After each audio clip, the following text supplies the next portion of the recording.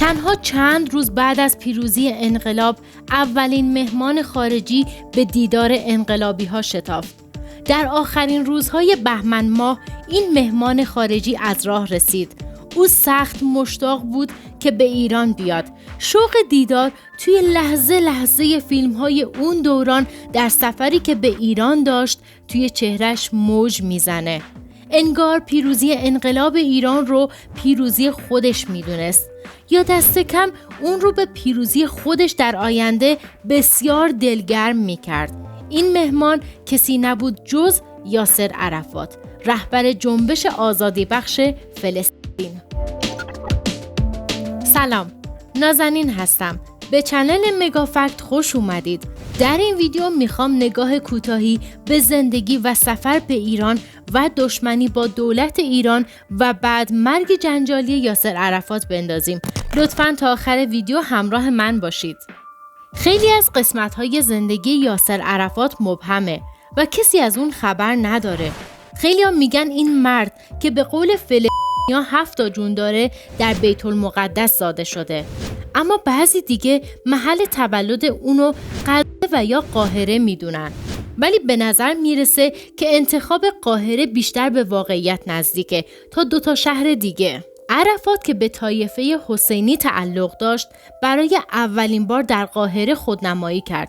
از بین اسمهای متعددی که داشت فقط اسم یاسر رو انتخاب کرد و اسم مستعارش رو هم ابو عمار گذاشت. ابو عمار اسمی بود که فلسطینی‌ها خطابش می‌کردن.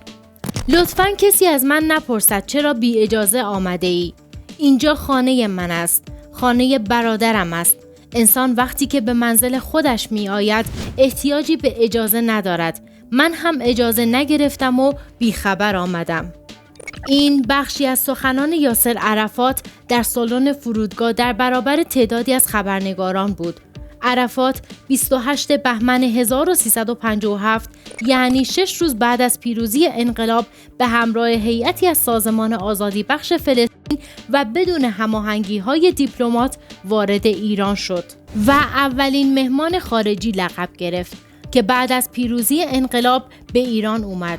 یاسر عرفات هدف خودش از این سفر رو عرض تبریک به رهبر انقلاب و مستحکم کردن پیوند 2 ملت عنوان کرد. بعد از منتشر شدن خبر سفر یاسر عرفات به ایران، عده زیادی از مردم و گروه‌های مختلف برای خوشامدگویی به عرفات جلوی هتل محل اقامت عرفات جمع شدند، به طوری که به سختی تونست از بین جمعیت استقبال کننده به مدرسه علوی بره و آیت الله خمینی رو ببینه. بعد از این دیدار هم به بهشت زهرا رفت و سخنرانی کوتاهی کرد. توی این سخنرانی جمله جالبی گفت. او خطاب به موشه‌دایان وزیر امور خارجه اسرائیل گفت: اگه تو آمریکا رو داری، من مردم ایران رو دارم. بعد از بهشت زهرا با دولت موقت دیدار کرد. با تصمیم مقامات و دولت موقت سفارت اسرائیل در خیابان جنب دانشگاه تهران مصادره شد و در اختیار هیئت سازمان آزادی بخش فلسطین قرار داده شد.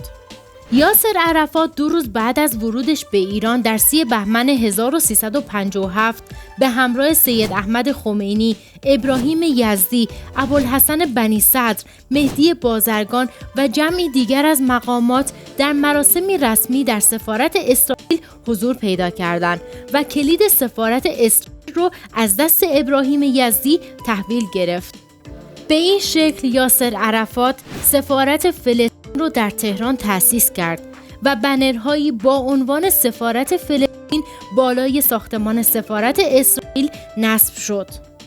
یه نکته‌ای که لازم بود حتما توی این ویدیو بگم اینه که ایران هیچ نماینده یا سفیری توی فلسطین نداره و سفارت فلسطین در ایران هم برخلاف دیگر سفارتخانه‌ها برای شهروندان ایرانی ویزا صادر نمی‌کنه، چون بعد از انقلاب سفر ایرانیان به فلسطین ممنوع شد و مجازات هم داره، چون برای سفر به فلسطین دولت اسرائیل باید مجوز یا ویزا صادر کنه.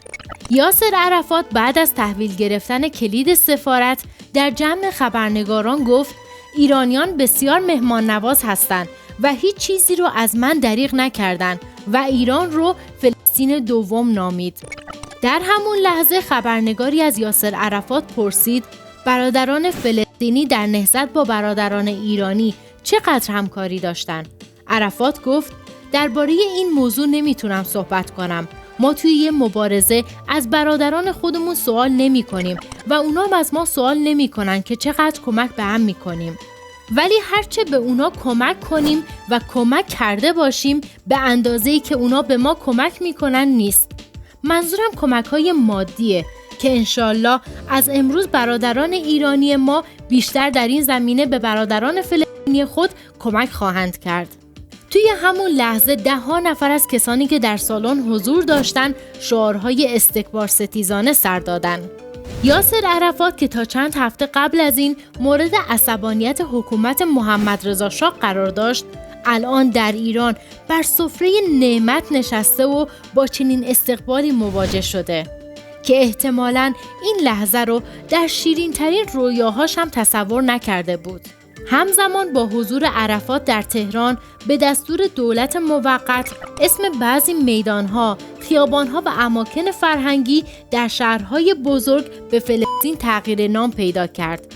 یاسر عرفات توی چند روزی که ایران بود به مشهد و خوزستان هم سفر کرد.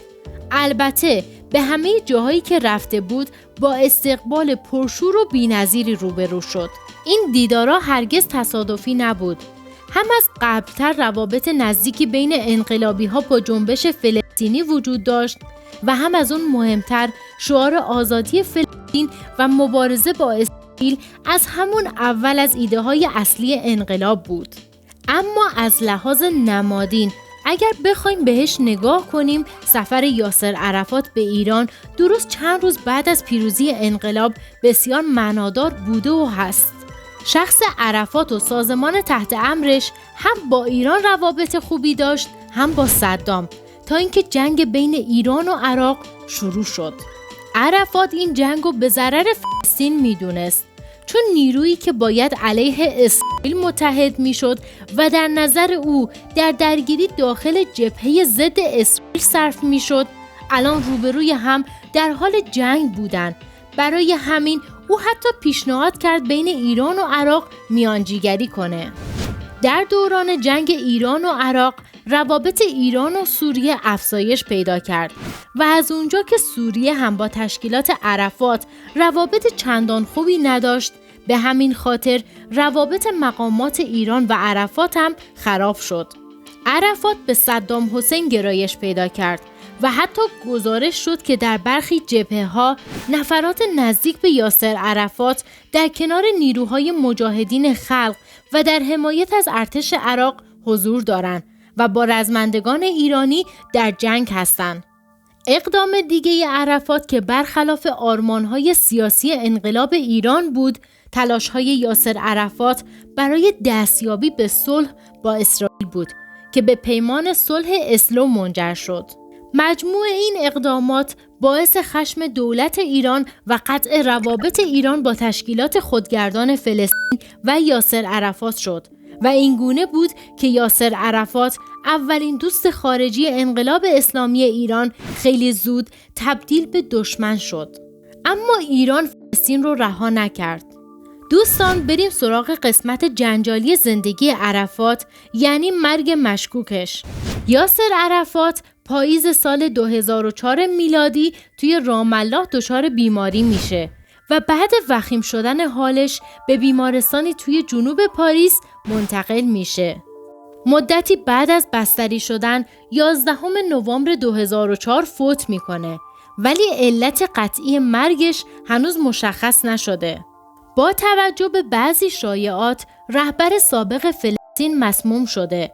توی یه مستندی که در مورد زندگی و مرگ یاسر عرفات از شبکه تلویزیونی الجزیره پخش شده، در اون مستند به احتمال مسموم شدن اون با ماده پلوتونیوم اشاره شده. سوها عرفات، همسر یاسر عرفات، از دستگاه قضایی فرانسه میخواد تا در مورد علت مرگ همسرش تحقیق کنند.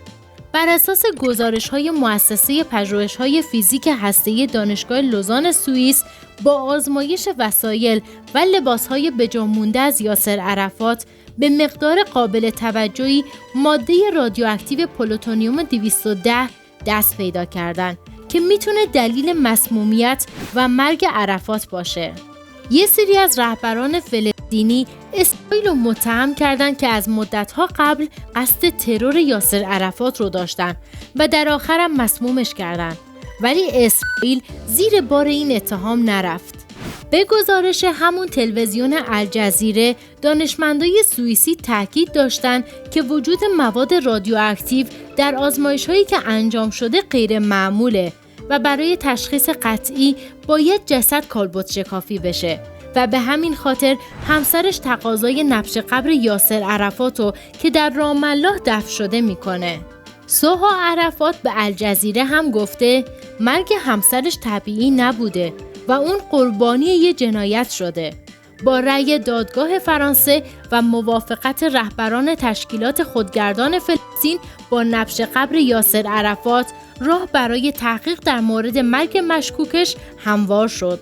متخصصان سوئیسی بعد از آزمایش جسد یاسر عرفات اعلام کردند در استخوان رهبر فلسطینی‌ها 18 برابر اندازه معمول رادیواکتیو پیدا کردند.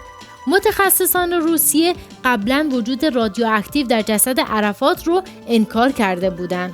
1 سال بعد از کالبد شکافی جسد یاسر عرفات، کارشناسان سوئیسی اعلام کردند که در دنده و لگن خاصره عرفات 18 برابر حد معمول ماده رادیواکتیو پلوتونیوم وجود داره.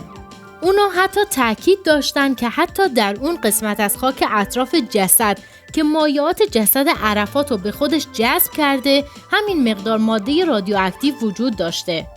15 اکتبر 2013، یعنی درست 1 ماه قبل از اعلام نظر کارشناسان سوئیسی، همکاران روسی اونها به خبرگزاری اینترفاکس گفتن که در جسد عرفات نشانی از پلوتونیوم پیدا نشده. برای تحقیق در مورد علت مرگ یاسر عرفات، هیئتی از متخصصان بیوپزشکی فرانسه، سوئیس و روسیه تشکیل شده بود. کارشناسان هر کشور قرار بود به صورت جداگانه روی 1/3 باقی مانده جسد عرفات تحقیق کنند. اما فرانسوی‌ها این کار رو قبول نکردند. دوستان، اگه تا اینجای ویدیو همراه من بودید، یعنی ویدیو براتون جالب بوده. پس لطفاً لایک کنید و چنل رو سابسکرایب کنید و ما رو به دوستاتون معرفی کنید. ممنون از همراهیتون.